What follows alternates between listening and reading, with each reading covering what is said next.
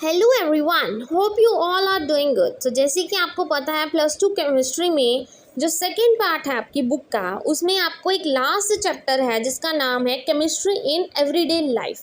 तो आज हम वही करेंगे सारे। और ये जितने भी मैंने बनाए हैं ये आपको पता है केमिस्ट्री इन एवरीडे लाइफ सिर्फ थ्योरेटिकल पोर्शन है। इसमें कोई न्यूमेरिकल्स नहीं आते, कुछ नहीं आता, सिर्फ थ्योरी पोर्शन आता है। तो अब उस थ्योरी पोर्शन को मैं आपके लिए लेकर आई हूँ। अगर आप उसको नोट्स के तरह लिखना चाहते हो तो वो भी आप लिख सकते हो, उससे भी आपके अच्छे मार्क्स आ जाएंगे क्योंकि ये नोट्स ही हैं एक तरह से।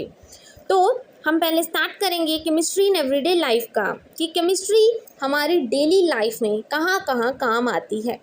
पहली चीज़, जो केमिकल्स होते हैं हम मेडिसिन्स में यूज़ करते हैं। हमें पता है हम लैब्स वगैरह में प्रिपेयर करते हैं मेडिसिन्स। बहुत बड़ी बड़ी फैक्ट्रीज़ होती हैं जहाँ पर ये दवाइयाँ तैयार की जाती हैं केमिकल्स यूज़ करके, मेडिसिन्स। और केमिकल्स कहाँ पाए जाते हैं? फूड में देखने को मिलते हैं हमें। हमारा खाना होता है उसमें भी तो केमिकल्स होते हैं कहीं ना कहीं। क्लेंजिंग एजेंट हो गया, क्लीनिंग वगैरह में जैसे आपके सोप्स हो गए, आपका डिटर्जेंट हो गया जो आप डेली यूज़ करते हो कपड़े वगैरह वॉश करने में, उन चीज़ों में काम आते हैं, वो भी तो केमिकल से बना होता है। और केमिस्ट्री कहाँ होती है? कॉस्मेटिक्स में, जो आप अपना मेकअप वगैरह करने में जो गर्ल्स यूज़ करती हैं उसको बोलते हैं कॉस्मेटिक्स। ये आप सबको पता है। तो केमिस्ट्री कहाँ कहाँ काम आती है पहले तो ये पता होना चाहिए, फिर इसके बारे में हम ब्रीफ में पढ़ेंगे कि कैसे काम आता है। मेडिसिन में, फूड में, एज अ क्लेंजिंग एजेंट और कॉस्मेटिक्स में, ये 4 चीज़ें समझ आ गई। अब हम स्टार्ट करेंगे मेडिसिन से। केमिकल्स इन मेडिसिन, मतलब मेडिसिन में काम आता है। पहले, drugs are low molecular mass chemicals which interact with macromolecular targets and produce a biological response. When the biological response is therapeutic and useful, these chemicals are called medicines. Simple सी बात है, medicine का क्या काम होता है। For example, जैसे कि आपका सर दर्द हो रहा है तो आपने क्या किया, आपने वो दवाई ली जो आप लेते हो, ठीक है। आपने वो दवाई ली तो वो जो दवाई होगी वो टारगेट पे जाकर, टारगेट मतलब अगर आपका सर दर्द हो रहा है तो वहाँ जाकर वो दवाई काम करेगी। और जैसे ही वो दवाई काम करेगी तो वो रिस्पॉन्स करना स्टार्ट कर देगी, मतलब आप सही होना शुरू कर दोगे। तो वो चीज़ जब आपको बायोलॉजिकल रिस्पॉन्स मिलने लग जाए ना, और वो चीज़ आपके लिए यूज़फुल हो, फ़ायदेमंद हो, आपने दवाई खाई, वो दवाई टारगेट पर जाके लगी जहाँ तक उसे पहुँचना चाहिए था ताकि आपका सर दर्द ठीक हो जाए, तो उस चीज़ को हम क्या बोलते हैं? मेडिसिन बोलते हैं। ये तो हमें सिंपल सी चीज़ पता है, ये आपने डेफिनेशन लर्न करनी है कि मेडिसिन होती क्या है।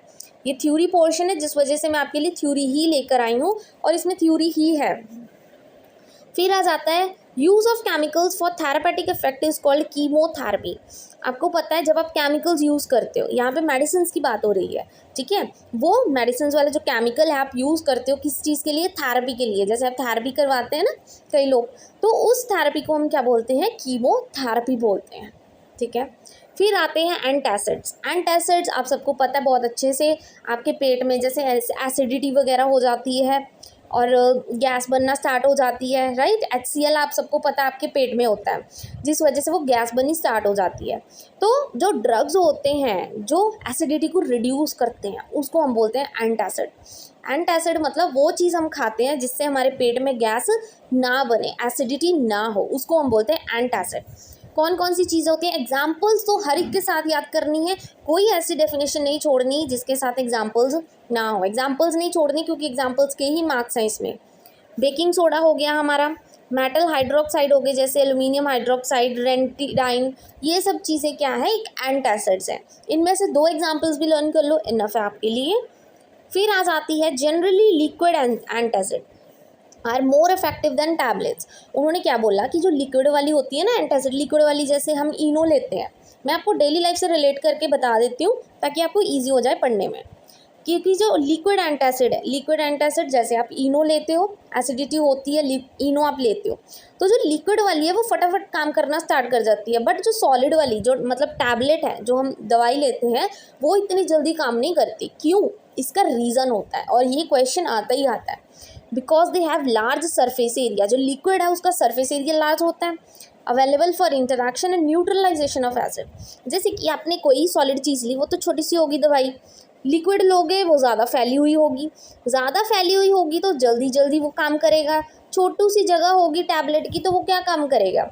इसलिए ज़्यादा सरफेस एरिया होगा वो फटाफट असर दिखाना शुरू कर देगा फैल कर, बट जो टैबलेट होगी वो अपना असर इतनी जल्दी नहीं दिखाएगी।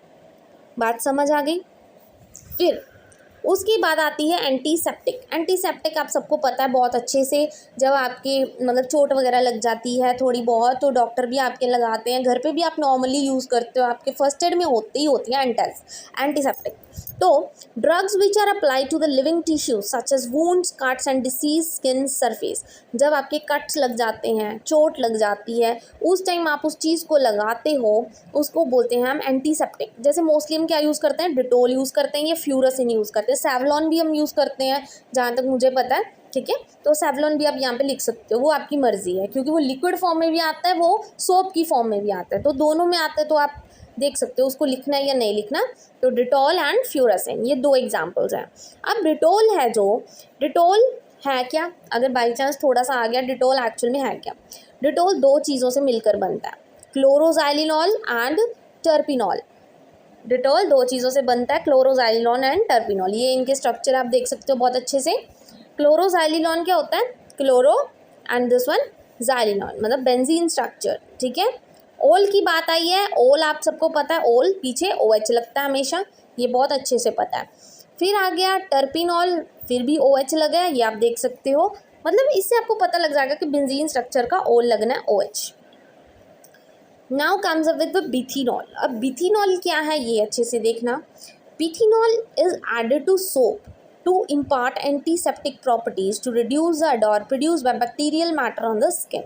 सिंपल है, बिथेनॉल हम वो जो साबुन होते हैं ना, जो एंटीसेप्टिक साबुन होता है, जो डॉक्टर्स प्रिस्क्राइब करते हैं, जैसे कहते हैं वो डिटॉल वाला साबुन यूज़ करो अगर आपको कोई प्रॉब्लम है, लाइफ बॉय वगैरह यूज़ करो, मतलब मोस्टली वो क्या प्रिस्क्राइब करते हैं आपको कि डिटॉल वाला साबुन अलग से अपना लगाओ, अलग से उसको यूज़ करो, इससे आपको एलर्जी वगैरह नहीं होगी, यही बोलते हैं ना पेशेंट्स को।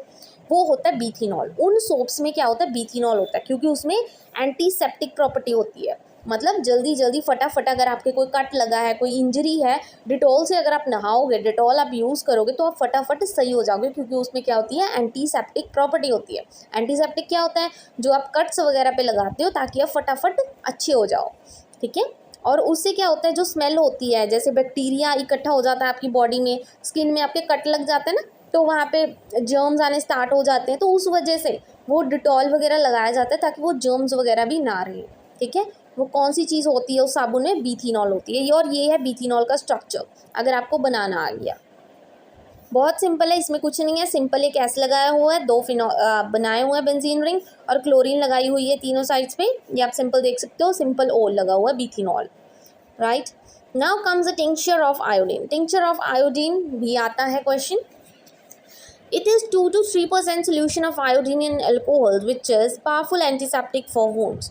ये क्या है, 2 से 3% आयोडीन, मतलब नमक की बात की गई है, जो अल्कोहल में पाया जाता है।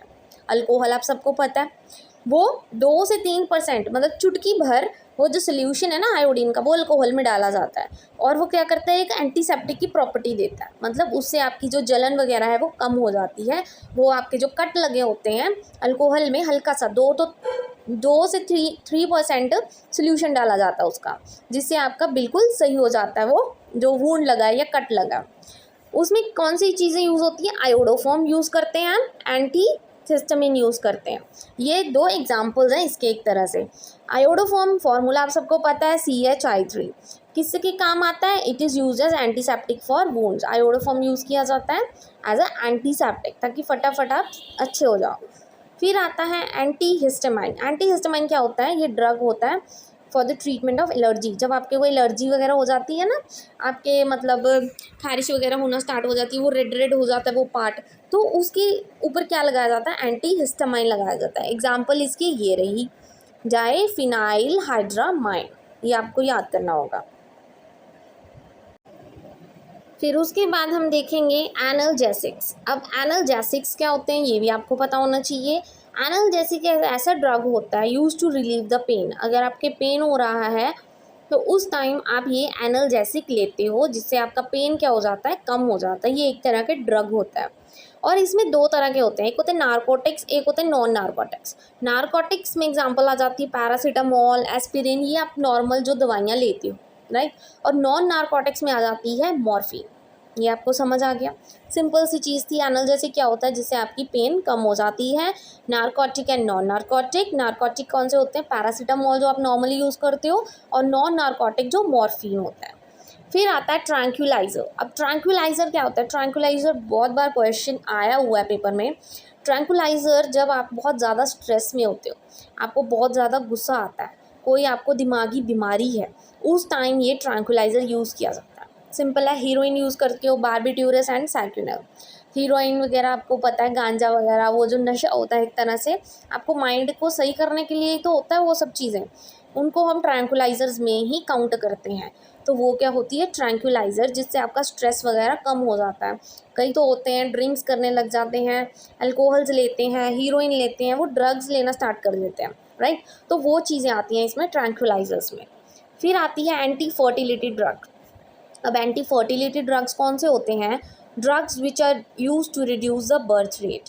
वो ड्रग्स जो आपकी प्रेगनेंसी को रोकते हैं, मतलब उनको कम करने में हेल्प करते हैं, उसको बोलते हैं एंटी फर्टिलिटी, ताकि फर्टिलिटी ना हो, फर्टिलाइजेशन ना हो, उस चीज़ को हम बोलते हैं anti fertility drugs. For example कौन कौन से होते हैं, यही होता है मैफीपैरिस्टोन। मैफीपैरिस्टोन यूज़ किया जाता है।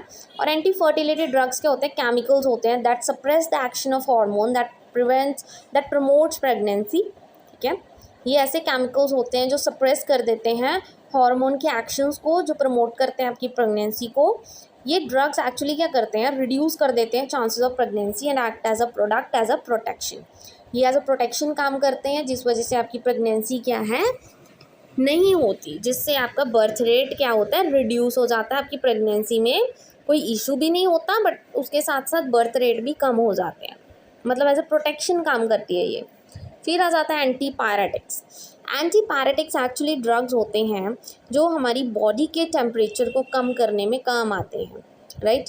जैसे कि फॉर एग्जांपल आपको बहुत तेज़ बुखार है, तो अभी आपके घर में मोस्टली क्या होता है, पैरासीटामोल ही होती है, जिससे क्या होता है, जो आपका बॉडी का टेम्परेचर है ना, वो थोड़ा कम हो जाता है। अगर आपकी बॉडी गर्म है तो वो थोड़ी ठंडी हो जाती है, मतलब टेम्परेचर क्या हो जाता है, कम हो जाता है फिर से। तो कौन सी चीज़ें, एस्पिरिन होगी और पैरासीटामोल यूज़ की जाती है, जिससे आपके बॉडी का टेम्परेचर बिल्कुल सही हो जाता है।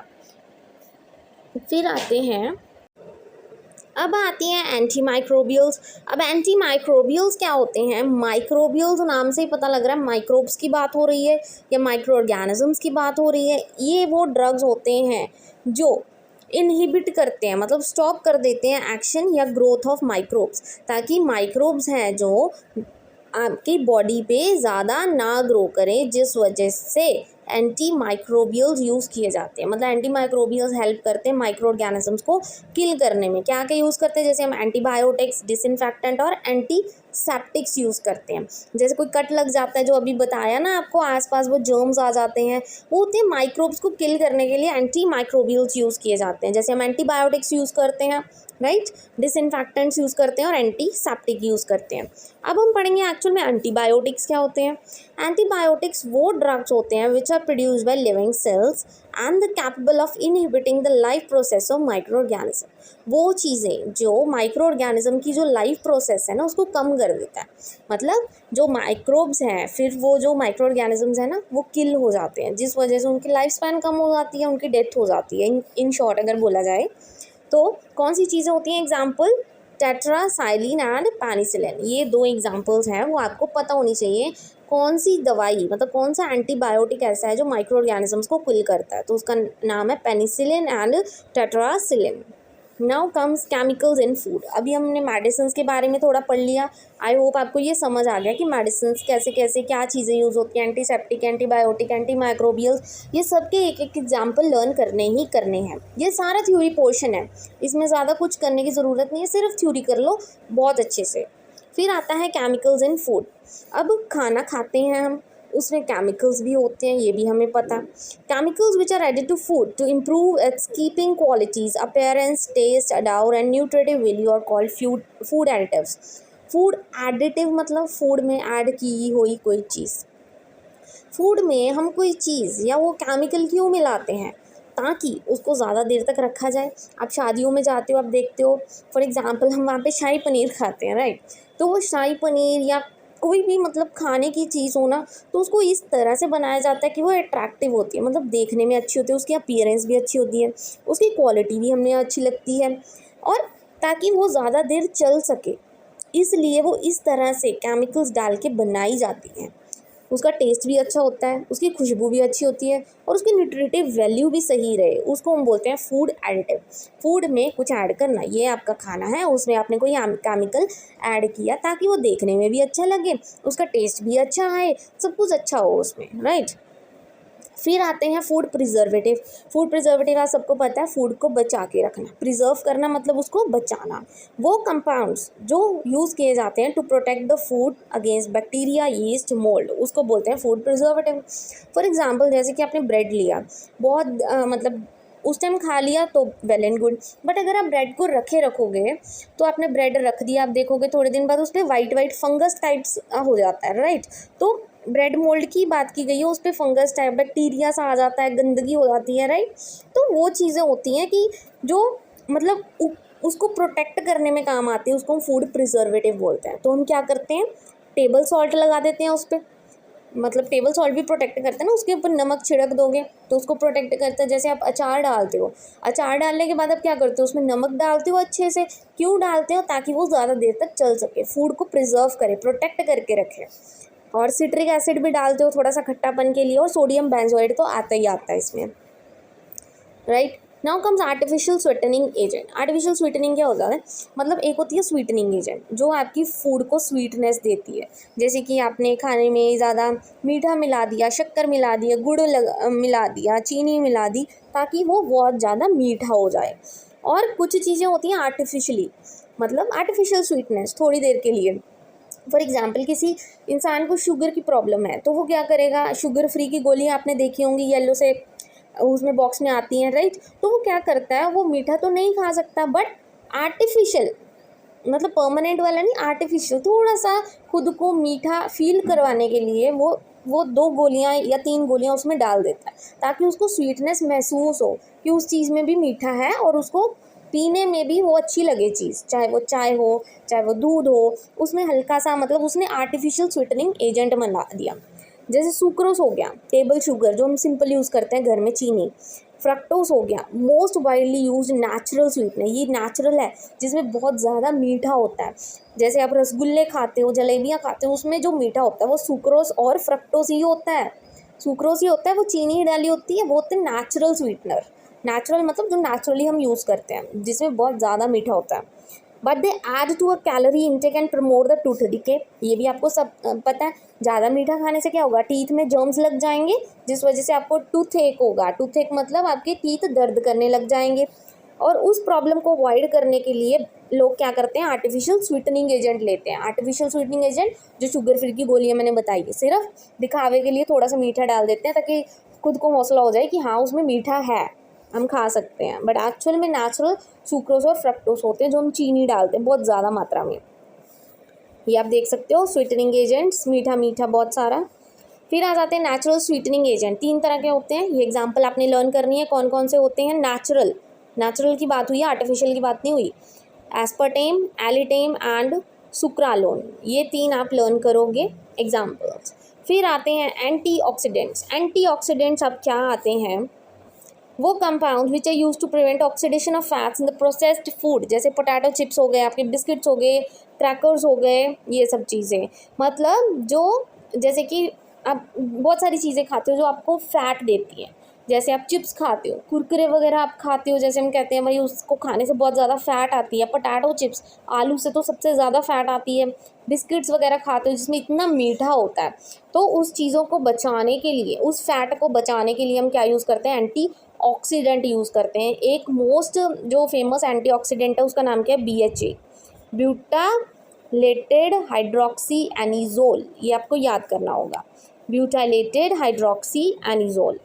फिर आता है क्लेंजिंग एजेंट, ये आपने किया हुआ है पहले भी, फिर भी मैं आपको करवा देती हूँ एक बार। क्लेंजिंग एजेंट आपने बहुत अच्छे से किया था। सोप की बात हुई थी। सोप क्या होता है? सोडियम और पोटेशियम से बना होता है। डिटर्जेंट यूज़ किए जाते हैं कपड़े धोने के लिए, ये सब चीज़ें। हाइड्रोफिलिक जेल, हाइड्रोफोबिक हेड, ये सब चीज़ें की थी आपने, राइट। तो आपको थोड़ा सा समझा देती हूँ क्या होता है। The word detergent means cleansing agent. Detergent का मतलब ही होता है क्लेंजिंग एजेंट। डिटर्जेंट आप सबको पता है, आपकी मम्मियाँ भी यूज़ करती हैं घर पे कपड़े धोने के लिए डिटर्जेंट्स। एक्चुअली डिटर्जेंट वर्ड आया कहाँ से है? डिटर्जियर से, जिसका मतलब होता है वाइप ऑफ। वाइप ऑफ मतलब धोना, उसको अच्छे से, गंदगी को दूर करना। ऑफ, वाइप ऑफ, उसको साफ कर देना। क्लेंजिंग एजेंट क्या होते हैं? वो सब्सटेंस होते हैं जो डर्ट को रिमूव कर देते हैं, और उसकी क्लेंजिंग एक्शन होती है वाटर में, उसको हम सरफेक्टेंट्स भी कहते हैं। मतलब क्लेंजिंग एजेंट क्यों यूज़ किए जाते हैं? किसी चीज़ को साफ़ करने के लिए, कपड़े को धोने के लिए, उसमें से डर्ट निकालने के लिए। वही सब्सटेंस को हम क्या बोलते हैं? Cleansing agent. और उनको हम कई बार क्या बोलते हैं? सरफेक्टेंट्स भी बोल देते हैं, क्योंकि वो सरफेस पर अटैक करके उसमें से गंदगी निकालते हैं। दो तरह के डिटर्जेंट्स होते हैं। कौन कौन से होते हैं? सोप और नॉन सोपी डिटर्जेंट। सोपी डिटर्जेंट एंड नॉन सोपी, या सोपलेस कहते हैं। सोप्स क्या होते हैं? अब हमें सब को पता है सोप क्या होता है। दो चीज़ों से बना होता है, सोडियम और पोटेशियम सॉल्ट से, हमें पता है। सोडियम और पोटेशियम के नमक से वो बना होता है। और सैचुरेटेड या अनसैचुरेटेड लॉन्ग चेन, ये हमने की थी। 12 से 18 उसमें कार्बन एटम्स होते हैं। जैसे फॉर एग्जांपल हमने किया था C17H35COONA, ये आप सबको याद होगा। लॉन्ग चेन जो हमने पढ़ी थी C17H35COONA, ये हम ऐसे चेन बनाते थे, राइट। और C17 हो जाते थे हमारे, और H35 हो जाते थे, और एंड में जाके हम एक हेड बनाते थे। ये हमारी टेल होती थी सारी, और ये हमारा हेड पार्ट होता था, अगर आपको याद हो, जो आपने पढ़ा है।